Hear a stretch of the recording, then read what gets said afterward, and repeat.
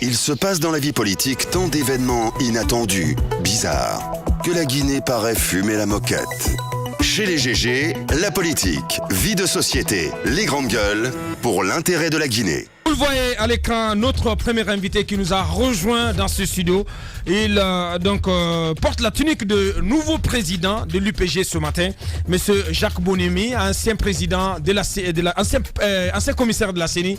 Il a été porté à la tête du parti laissé par Feu Jean-Marie Doré. Il a été donc porté à la tête de ce parti à l'issue d'un congrès qui s'est tenu ce week-end ici à Conakry. On va essayer donc de l'interroger dans un instant. À venir, Madame Marie-Yvonne Koumbassa, qui va prendre la parole ici au compte de l'USTG Faction Mamou. L'USTG Faction Mamou donc qui ne baisse pas pavillon et qui entend se battre dans son bras de fer judiciaire avec l'USTG Conakry dirigé par M. Abdoulaye Sow. Notre invité.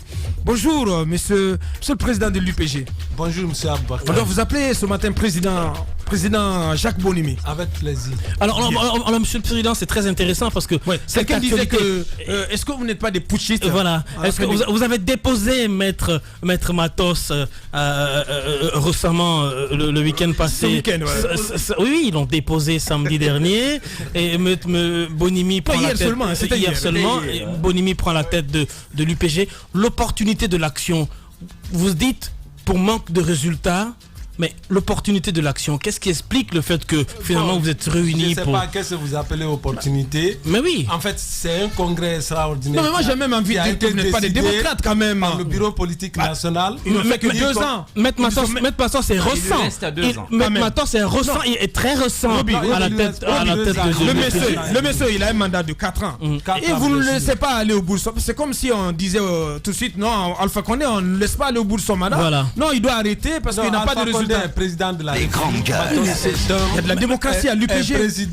Oui, il y a la vraie démocratie à l'UPG parce que c'est le seul parti qui fait au moins des congrès. Oui, mais l'opportunité de ce congrès anticipé, on a envie de comprendre. La nécessité, c'était quoi? Quelle est cette nécessité? On va l'écouter maintenant. Quelle est cette nécessité? Le résultat acquis aux élections communales. 18 conseillers élus sur 3000 et quelques.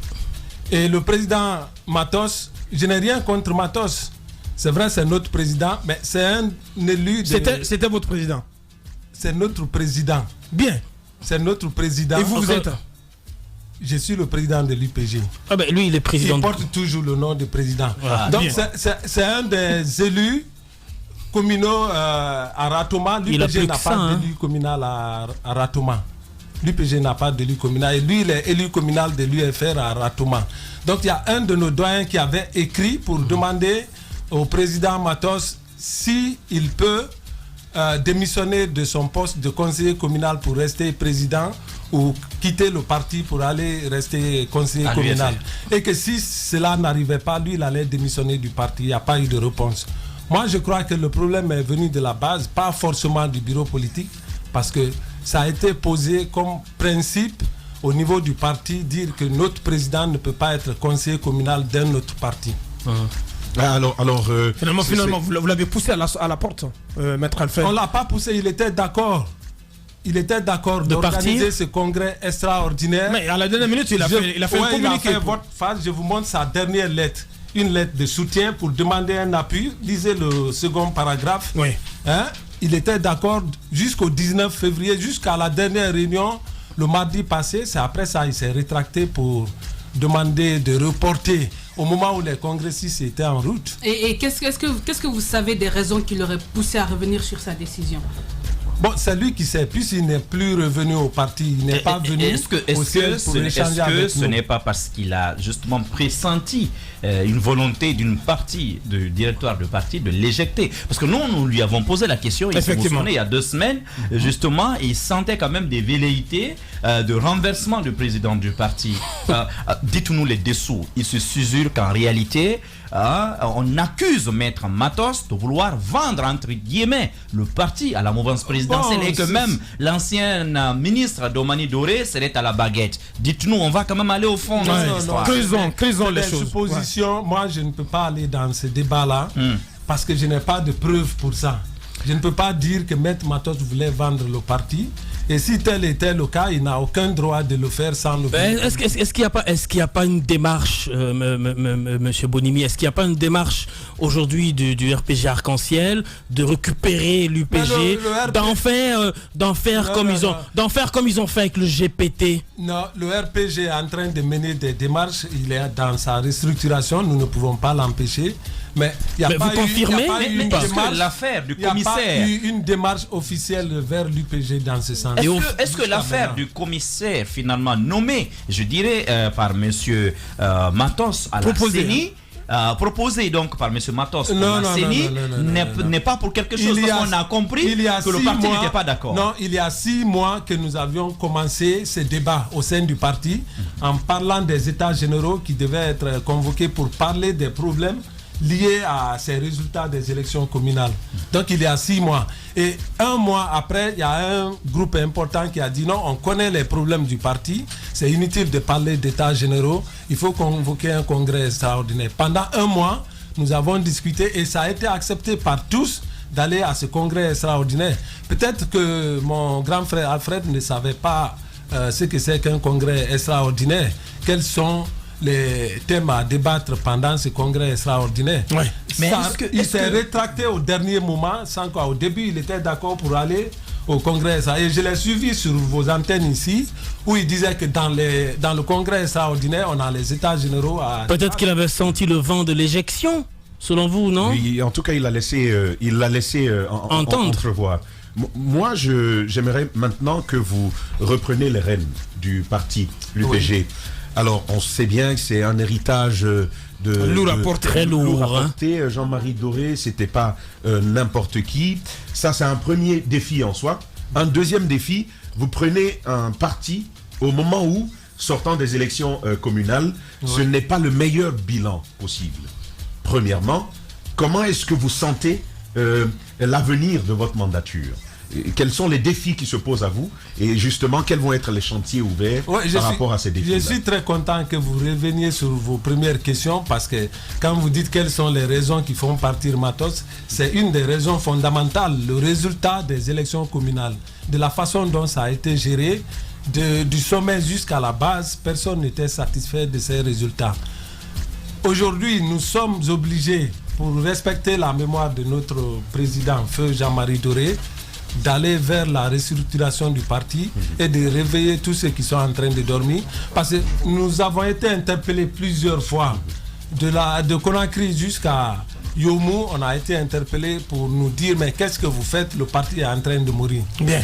Donc aujourd'hui, nous sommes obligés d'aller vers des réformes pour relancer le parti. Est-ce que vous ne risquez pas vous aussi d'être victime de la méthode, ce que je vais appeler méthode Matos? Nous sommes aussi probablement à 2 ans de l'élection présidentielle, si l'élection présidentielle y a bien entendu. Est-ce que si vous aussi d'ici les 2 ans on convoquait un congrès extraordinaire pour manque de résultats, est-ce que vous n'aurez rien à dire? Oui, mais attendez. Est-ce que vous allez vous soumettre à l'exercice? Bien sûr. Oui. On est là au parti pour faire un résultat. Parce que c'est bien de prendre la parole publiquement et de prendre des engagements auprès de nos électeurs. Ruby, ce qu'on va faire, on va essayer d'aller chercher donc une réaction auprès de Maître Alfred Matos. Il est en direct depuis Paris. Les grandes gueules. Bonjour Maître Alfred Matos. Bonjour. Bienvenue dans les grandes gueules. Bienvenue donc dans les grandes gueules. Nous avons dans notre studio le nouveau président de l'UPG, celui donc qui prend place au même endroit où vous étiez il y a encore quelques jours. On revient sur ce congrès extraordinaire. On a eu comme l'impression dans les dernières communications que vous n'étiez pas partant pour ce congrès-là. Or, le président soutient que c'est une démarche que vous aviez avec tout le congrès validé, avec tout le corps dirigeant du parti validé, et que ce n'était qu'à la dernière minute que vous vous êtes rétracté. Parlez-nous-en.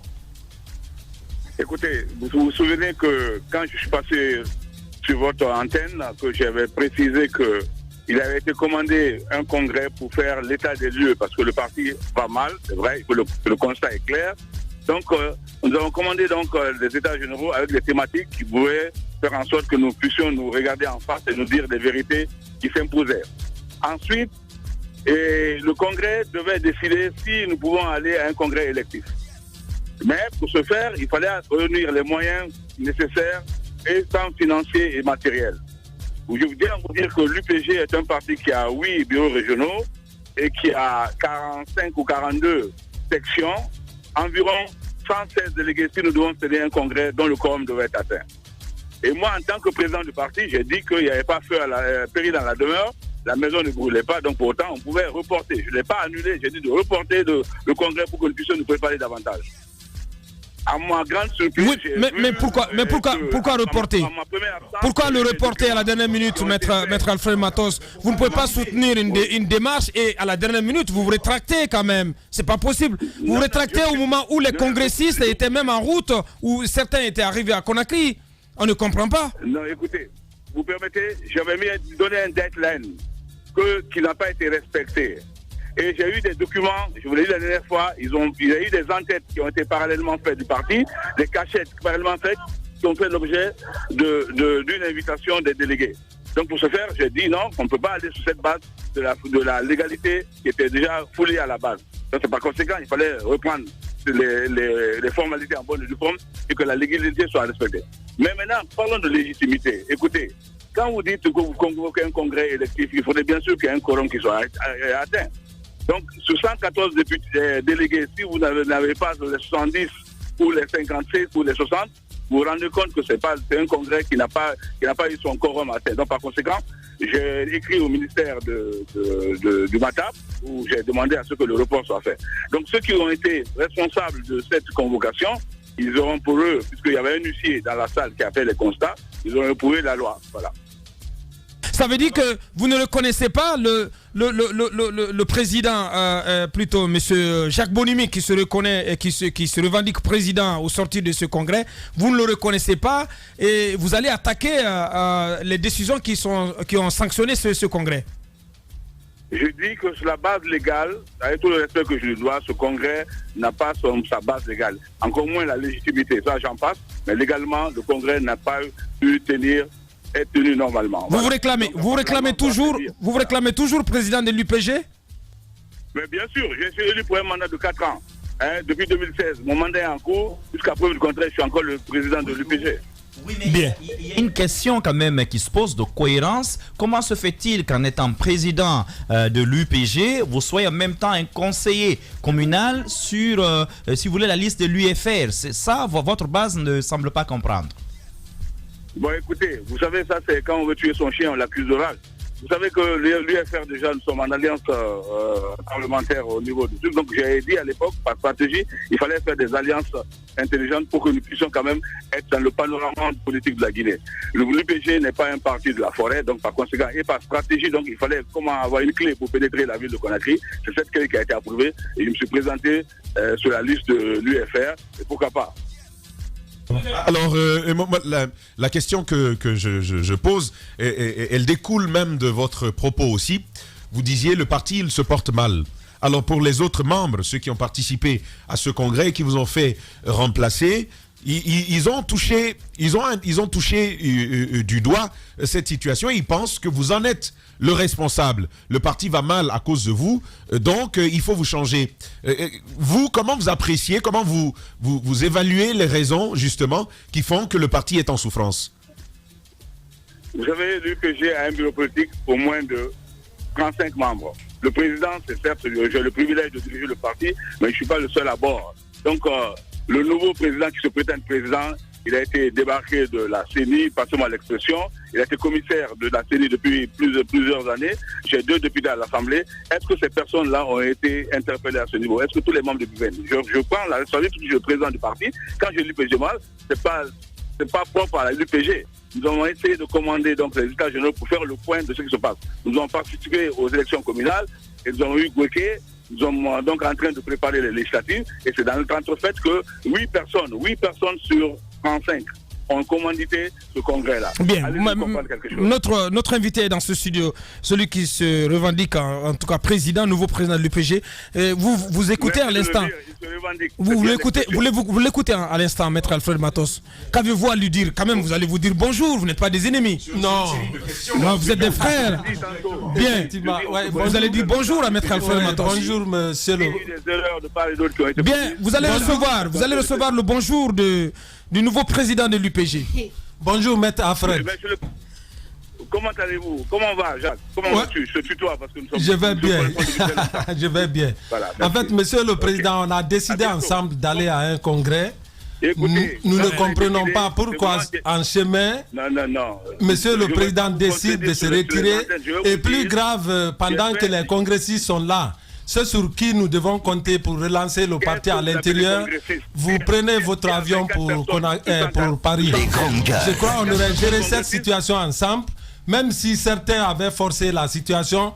On aurait géré la situation ensemble, ne serait-ce que pour payer le transport de ceux-là pour retourner. Mais vous faites une révélation. Oui, mais il dit quelque chose d'important. Il dit que vous n'avez pas réuni le quorum. Le quorum n'était pas atteint. Ah, mais le quorum, comment il peut sentir que le quorum n'était pas là? Lui n'était pas au congrès. Vous n'aviez pas. Moi, j'ai les différents. Vous avez combien de délégués? Nous avions. Voilà, demandez-lui combien de délégués étaient en salle. Ouais, combien de délégués? Nous avions, suivez. Nous avions écrit à 32 structures de section et 23 ont répondu. Ça fait un pourcentage de 11,87%. Au bureau politique, il y a des démissionnaires. Lui-même, il sait, aux réunions du bureau politique, il n'y avait jamais 10 personnes. Comment aujourd'hui il peut dire on a 30 membres du bureau politique? On n'a jamais vu ceux-là. Il y en a qui sont morts, il y en a qui ont démissionné. Et à cause du dysfonctionnement, beaucoup ne venaient plus aux réunions. Donc, à cette rencontre, il y avait 19 membres du bureau politique présents. Ouais. C'est quand même suffisant. Ça suffit. C'est un nombre important pour les sections. Il y avait 23 sections sur 32.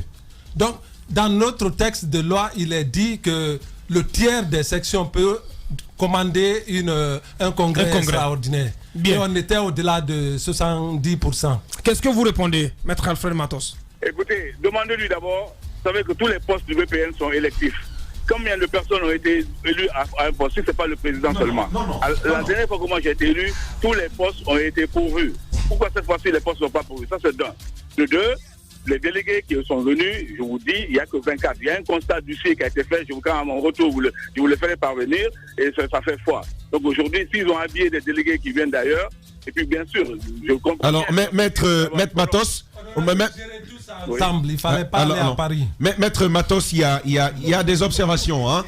Vous avez commencé par attaquer, vous avez entendu ces réponses. On vous demande bien entendu de réagir à cela. Et est-ce que, oui ou non, vous êtes d'accord avec, si bien entendu, on part sur la base de ces informations que nous avons obtenues, à savoir que 32 délégations étaient attendues, il y en a eu 23, 73%, mais au-delà de ça, que le bureau politique national lui-même ait pas mal de désertions déjà, est-ce que sur ces réalités, vous êtes d'accord? C'est pour cette raison qu'on a commandé les États généraux. On n'a pas dit qu'il y ait des élections.